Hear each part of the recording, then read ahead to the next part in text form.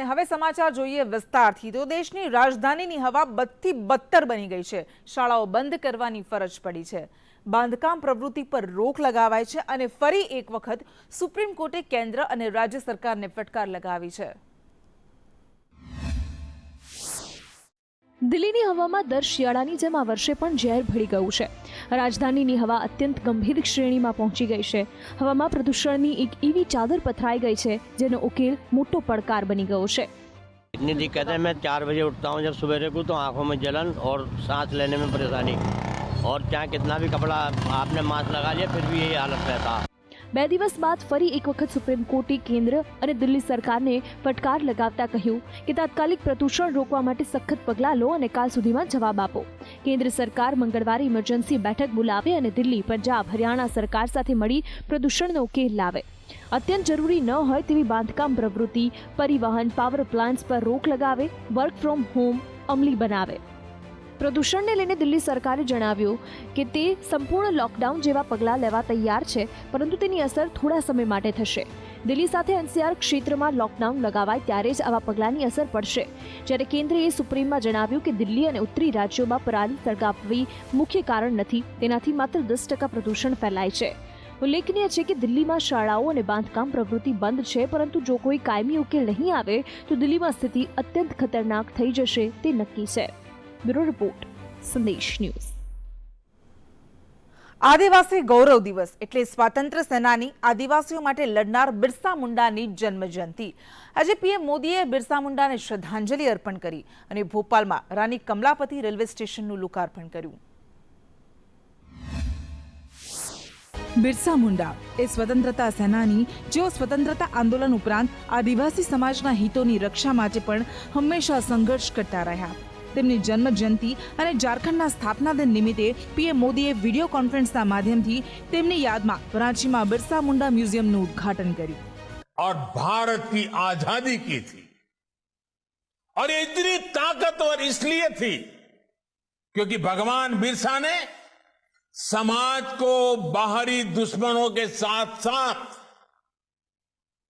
भीतर की कमजोरियों से लड़ना भी सिखाया था। जनजातीय गौरव दिवस समाज को सशक्त करने के इस महायज्ञ को याद करने का भी अवसर है। આ ઉપરાંત તેમણે ભોપાલમાં 100 કરોડના ખર્ચે બનેલ અત્યંત આધુનિક રેલવે સ્ટેશન રાની કમલાપતિ રેલવે સ્ટેશનનું લોકાર્પણ કર્યું। તેમણે કહ્યું કે આજનો દિવસ ગૌરવપૂર્ણ ઇતિહાસ અને વૈભવશાળી ભવિષ્યનો સંગમનો દિવસ છે। मुझे रांची में, झारखंड, भगवान बिरसा मुंडा स्वतंत्रता सेनानी म्यूजियम का लोकार्पण करने का सौभाग्य मिला है।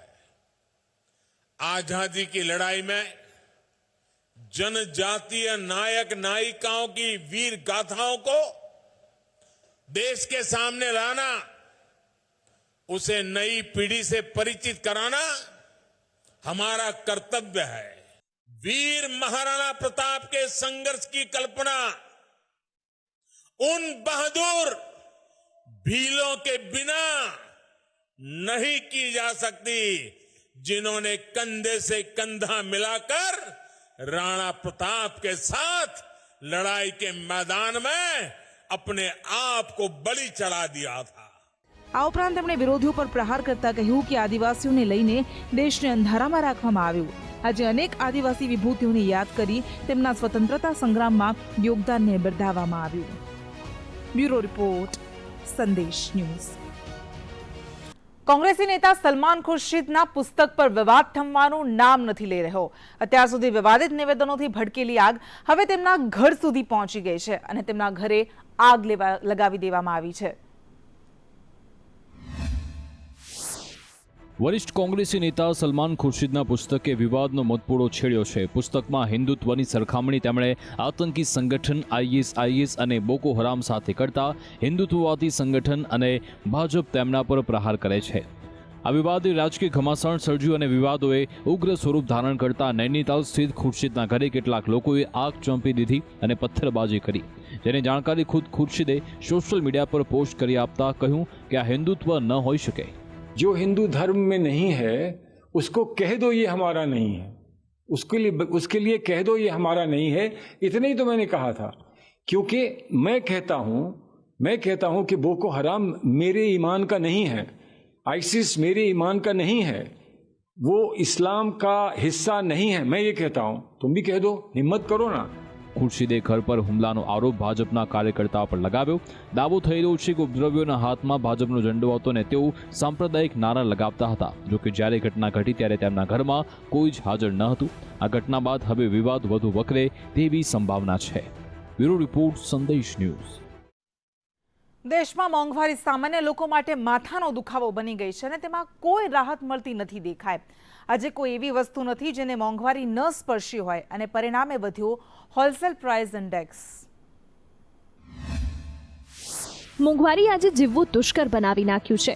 પેટ્રોલ ડીઝલથી માંડી ખાદ્ય ચીજ વસ્તુઓ તમામના ભાવ સામાન્ય જનતાને રડાવી રહ્યા છે અને તેના કારણે હોલસેલ પ્રાઇસ ઇન્ડેક્સ એટલે કે જથ્થાબંધ મોંઘવારી દર ઓક્ટોબરમાં 12.54% પર પહોંચી ગયો, જ્યારે અનુમાન હતું કે તે 11.30% રહેશે. સપ્ટેમ્બરમાં WPI 10.66% હતો. સરકાર દ્વારા જાહેર કરવામાં આવેલા આંકડા પ્રમાણે ઓક્ટોબરમાં WPI 5 મહિનાના ઉચ્ચ સ્તરે પહોંચી ગઈ અને તેનું કારણ છે પેટ્રોલ, ડીઝલ, વીજળી, ખાદ્ય વસ્તુઓ, ધાતુઓ, ક્રૂડ ઓઇલ અને નેચરલ ગેસ, રાસાયણિક ઉત્પાદનોમાં મોંઘવારી. ખાદ્ય વસ્તુઓમાં WPI 1.14%થી વધી 3.06% થઈ ગઈ. ઓક્ટોબરમાં ઈંધણ મોંઘવારી વધીને 37.2% થઈ ગઈ, જે સપ્ટેમ્બરમાં 24.8% હતી.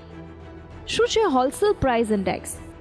WPI એ કિંમતોથી બને છે જે જથ્થાબંધ વેપારમાં એક કારોબારી બીજા કારોબારી પાસેથી વસૂલે છે. ઉલ્લેખનીય છે કે ઓક્ટોબરમાં CPI એટલે કે કન્ઝ્યુમર પ્રાઇસ ઇન્ડેક્સ કે છૂટક મોંઘવારી દરમાં પણ 4.48%નો વધારો થયો હતો. જો કે તેમ છતાં તે RBI દ્વારા નિર્ધારિત મર્યાદામાં હતો, પણ આ તો સરકાર દ્વારા જાહેર કરાયેલા આંકડા છે. લોકો તો એક જ આશ રાખીને બેઠા છે કે સરકાર મોંઘવારીનો ઉકેલ લાવી તેમને કંઈક રાહત આપે. બ્યુરો રિપોર્ટ, સંદેશ ન્યૂઝ.